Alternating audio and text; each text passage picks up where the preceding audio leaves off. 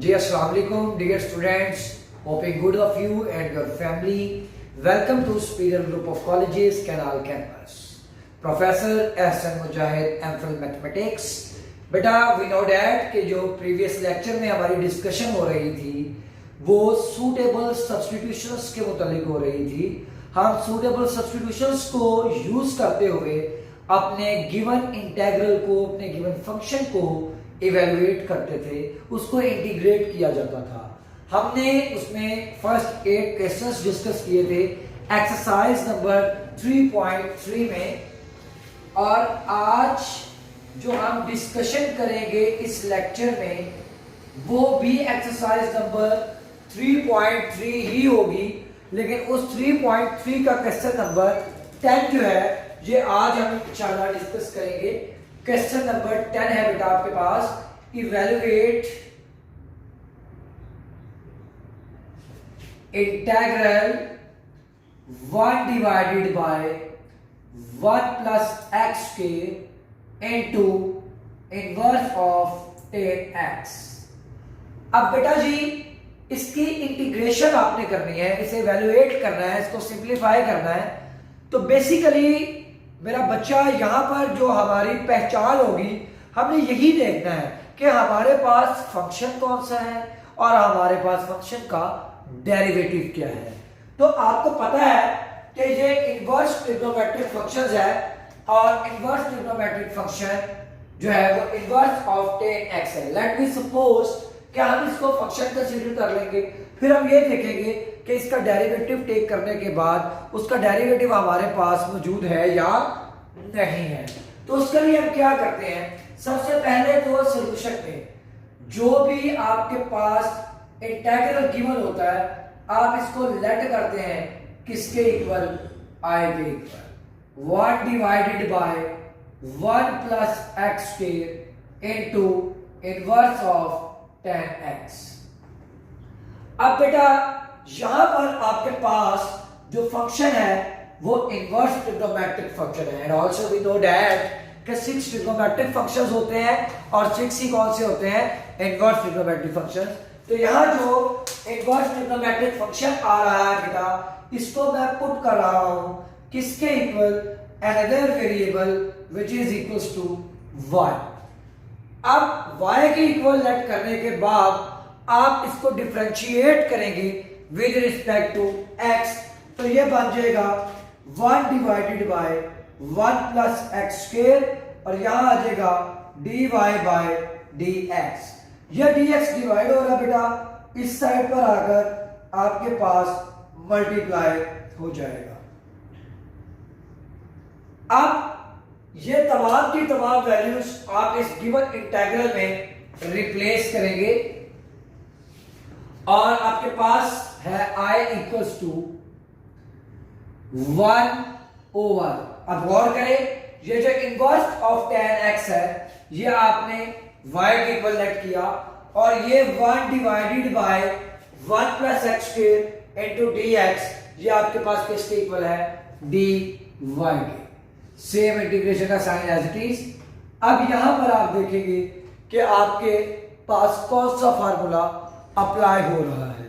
तो हमारे पास y given function को रिप्रेजेंट करता है, और ये गिवन फंक्शन आपके पास कहां आ रहा है, डिनोमिनेटर में आ रहा है, और आपके पास इस फंक्शन का जो डेरिवेटिव है ये कहां आ रहा है, ये न्यूमरेटर में आ रहा है।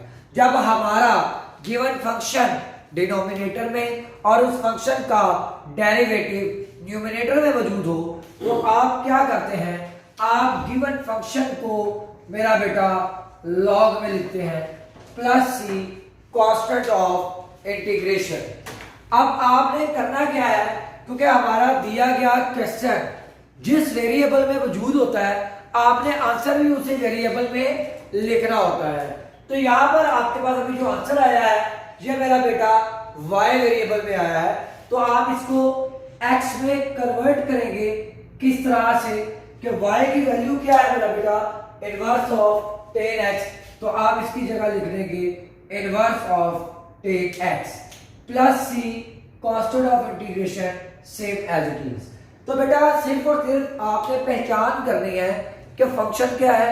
जो भी फंक्शन होगा उस फंक्शन का डेरिवेटिव लेंगे, वैल्यूज को मेरा बेटा रिप्लेस करेंगे और उसको सिंप्लीफाई कर लिया जाएगा। क्वेश्चन नंबर 10 के बाद जो क्वेश्चन आज डिस्कस करेंगे आप वो है क्वेश्चन नंबर 15। क्वेश्चन नंबर 15 में भी आपको खुद से आइडेंटिफाई करना पड़ेगा कि हमारा फंक्शन क्या है और मेरा बेटा फंक्शन का डेरिवेटिव क्या है। तो बेटा जी गौर कीजिएगा, क्वेश्चन नंबर 15 की स्टेटमेंट है आपके पास, इवेल्युएट, आप इवेल्युएट करेंगे integral cos x by sin of x into log of sin x into dx। इस इंटेग्रल को आप इवेल्युएट करेंगे and this question is most important according to both point of view, short questions के respect. तो बेटा सबसे पहले solution में वही काम जो हम शुरू से करते आ रहे हैं कि आप लेट करेंगे किसके इक्वल, आई के इक्वल।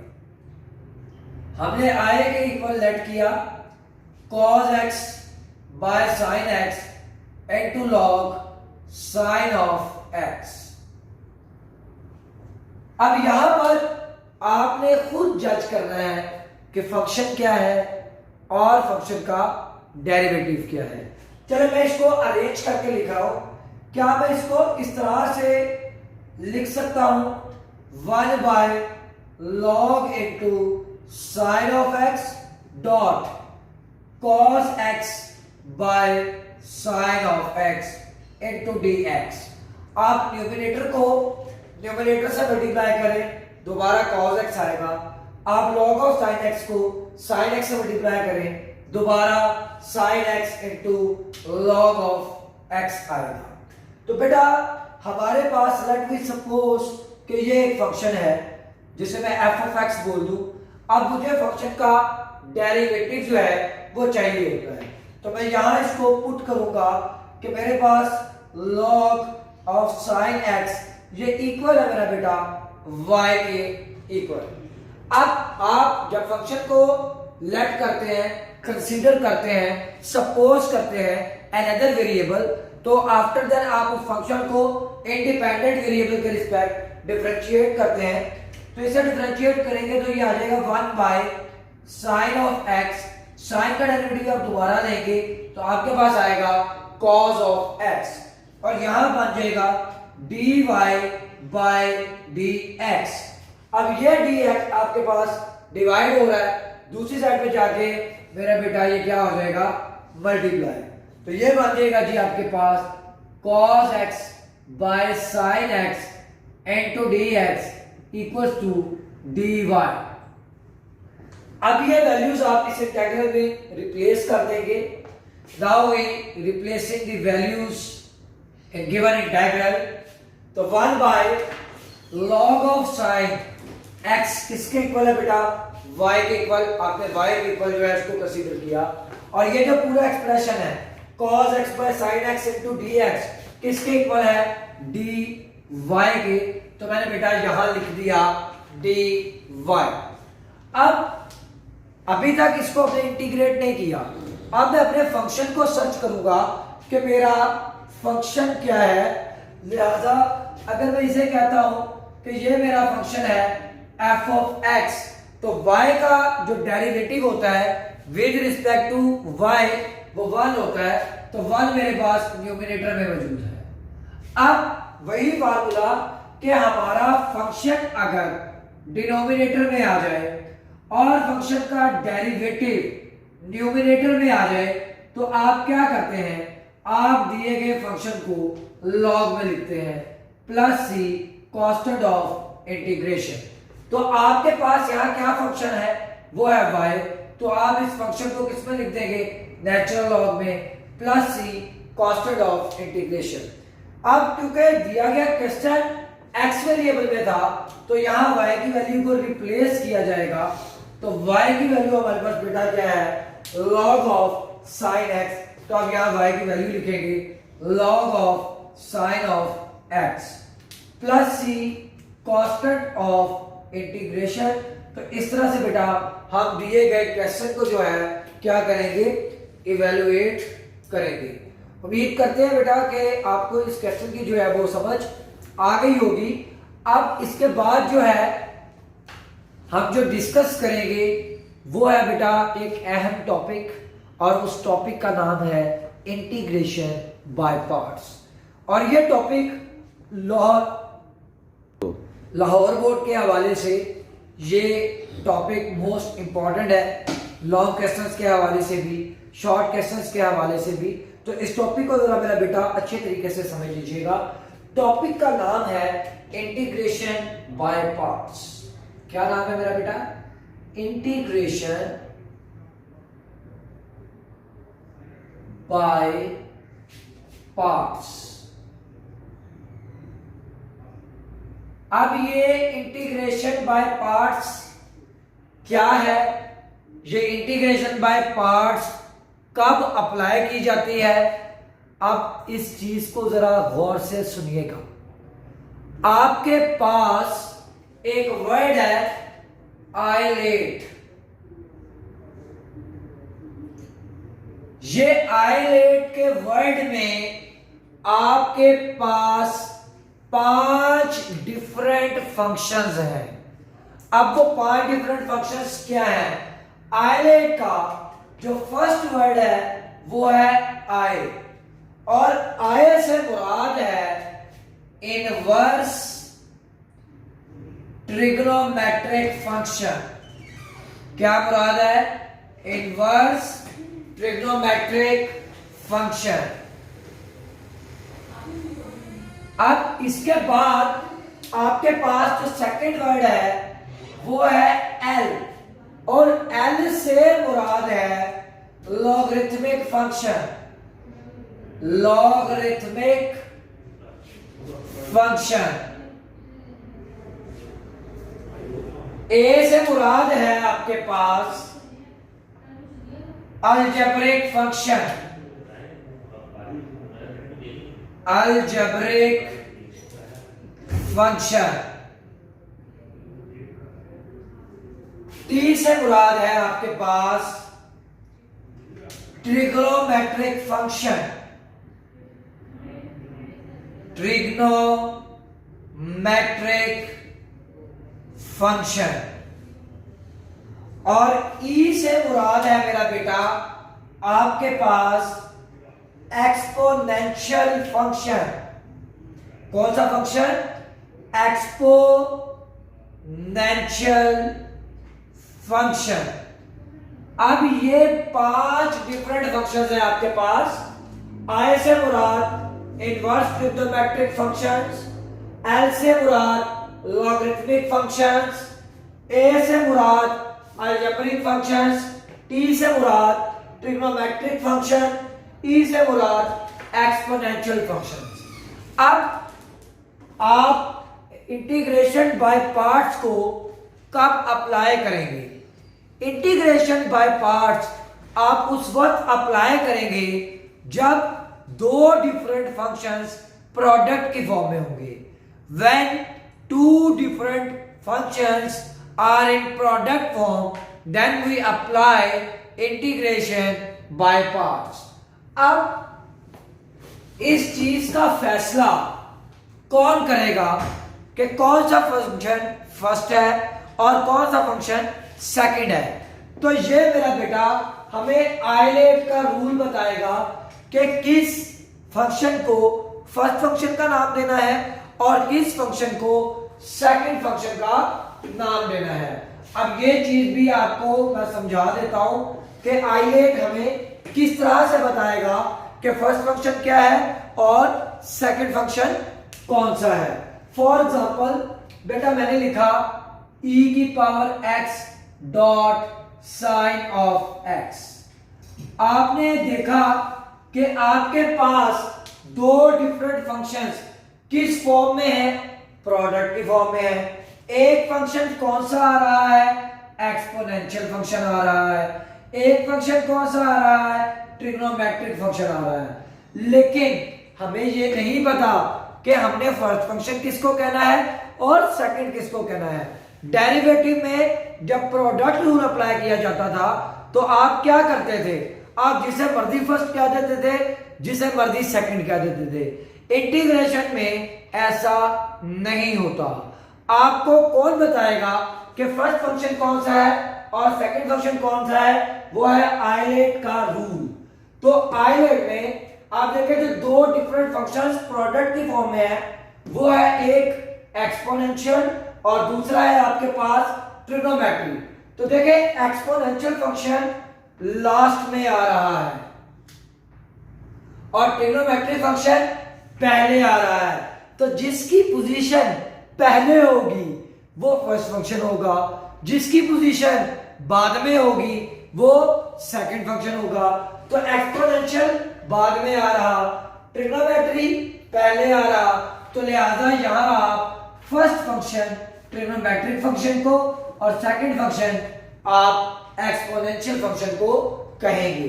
एक और एग्जांपल देता हूं बेटा ताकि आप मजीद समझ जाए। आपके पास एक लिखा हुआ है जी एक्स स्क्वायर और एक लिखा हुआ है जी लॉग ऑफ एक्स। इनकी आपने इंटीग्रेशन फाइंड करनी है। अब ये जो एक्स स्क्वायर है ये आपके पास कौन सा फंक्शन है, अलजेब्रिक फंक्शन है। ओके, आप सबको पता है कि अलजेब्रिक फंक्शन है। ये कौन सा फंक्शन है, लॉगरिथमिक फंक्शन है, आप सबको पता है। अब कौन बताएगा कि फर्स्ट फंक्शन किसे कहेंगे और सेकंड फंक्शन किसे कहेंगे, तो हमें आइलेट का रूल बताएगा। इसमें अलजेब्रिक की जो पोजीशन आ रही है ये आपके पास बाद में आ रही है, लॉगरिथमिक पहले आ रहा है, एल से लॉगरिथमिक, ए से अलजेब्रिक। तो लॉगरिथमिक को आप फर्स्ट फंक्शन कहेंगे, अलजेब्रिक को आप सेकंड फंक्शन कहेंगे। तो उम्मीद करते हैं कि आपको पता चल गया होगा कि इंटीग्रेशन बाय पार्ट्स कब अप्लाई करते हैं, जब दो डिफरेंट फंक्शंस किस फॉर्म में होंगे, प्रोडक्ट की फॉर्म में होंगे। Then we apply integration by parts.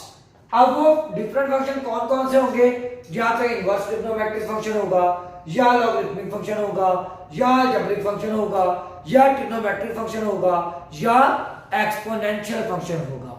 Okay, और कौन बताएगा फर्स्ट फंक्शन किसे कहेंगे, सेकंड फंक्शन किसे कहेंगे, ये आइलेट का रूल बताएगा कि फर्स्ट फंक्शन कौन सा है और सेकंड फंक्शन कौन सा है। अब ये तुमने ये देखा कि इंटीग्रेशन बाय पार्ट्स कब अप्लाई होती है और इंटीग्रेशन बाय पार्ट्स में कौन कौन सा फंक्शन यूज हो सकता है। वो 5 फंक्शन हमने डिस्कस किए। अभी तो integration by formula, integration by parts का जो फार्मूला है वो तो हमने डिस्कस ही नहीं किया। वो फार्मूला क्या है, उसको कैसे अप्लाई किया जाता है, अब हम ये डिस्कस करेंगे। तो इंटीग्रेशन बाय पार्ट्स तब अप्लाई होगी जब दो डिफरेंट फंक्शंस प्रोडक्ट की फॉर्म में होंगे। ओके, फार्मूला क्या है, आपको फार्मूला बता रहा हूं बेटा, आपने इसको सेम एज इट इज इसी तरह से याद करना है जिस तरीके से आपको बताया जा रहा है। First function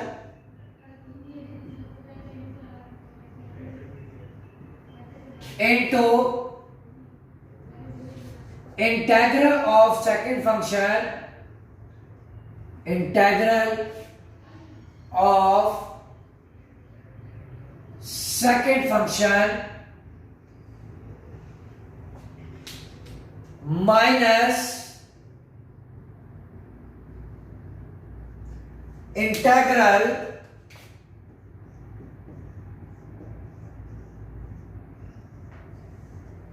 into differentiate of the first function, differentiate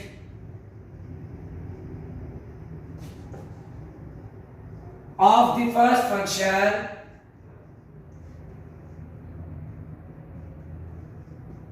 into same integral of second function.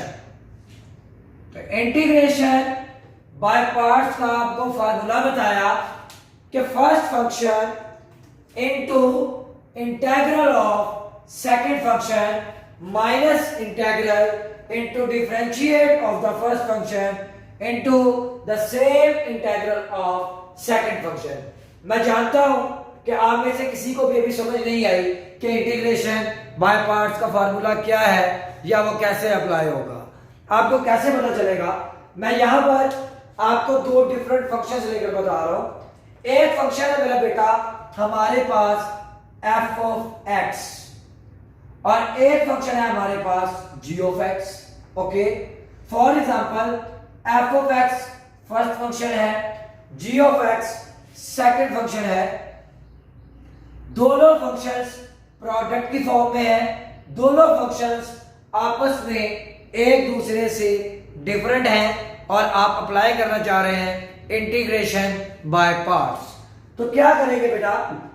Formula है फर्स्ट फंक्शन, इसका मतलब आप फर्स्ट फंक्शन को सेम एज इट इज लिखेंगे। तो जो भी फर्स्ट फंक्शन होगा उसे आपने सेम एज इट इज लिखा। इनटू का वर्ड मैथ में जहां भी आ जाएगा इसका मतलब क्या होता है? प्रोडक्ट। क्या मतलब होता है मेरा बेटा? प्रोडक्ट। और प्रोडक्ट किसको कहते हैं? मल्टीप्लाई करने को। तो इसका मतलब अब आगे जो भी फैक्टर आएगा वो प्रोडक्ट की फॉर्म में आएगा। First function as it is, into का मतलब product, integral of second function, यानी आप सेकंड फंक्शन का इंटीग्रल टेक करेंगे। वो जो भी सेकंड फंक्शन होगा, जहां पर second function g of x है तो मैंने g ऑफ x का इंटीग्रल टेक किया। फार्मूले का बेटा माइनस फार्मूले का इंटीग्रल का साइन। गौर से देखिएगा, first function as it is, into का मतलब multiply, integral of second function, तो सेकंड फंक्शन का इंटीग्रल टेक किया, माइनस फार्मूले का इंटीग्रल फार्मूले का, इनटू का मतलब मैं ऊपर बता चुका हूं कि multiply, differentiate of the first function, यानी आप फर्स्ट फंक्शन का क्या करेंगे? उसको डिफरेंशिएट करेंगे। हमने लिख दिया into differentiate of the first function. फिर वर्ड यूज हो रहा है इनटू का मतलब product, same integral of second function, यानी सेकंड फंक्शन का आप क्या लेंगे? इंटीग्रल टेक करेंगे। तो बेटा मैं रिपीट कर रहा हूं कि आप किस तरह से अप्लाई करेंगे। दो डिफरेंट फंक्शंस प्रोडक्ट की फॉर्म में होंगे, दोनों फंक्शंस आपस में एक दूसरे से डिफरेंट होंगे, then we apply integration by parts. First function को आप एज इट इज लिखेंगे, सेकंड फंक्शन का आप इंटीग्रल टेक करेंगे, फार्मूले का माइनस इंटीग्रल फार्मूले का into differentiate of the first function into same integral of second function. तो ये था बेटा इंटीग्रेशन बाय पार्ट्स का आपके पास फार्मूला। अब हम इसका एक न्यूमेरिकल देखेंगे कि इंटीग्रेशन बाय पार्ट्स किस तरह से अप्लाई होती है। गो। तो बेटा एक्सरसाइज है आपके पास 3.4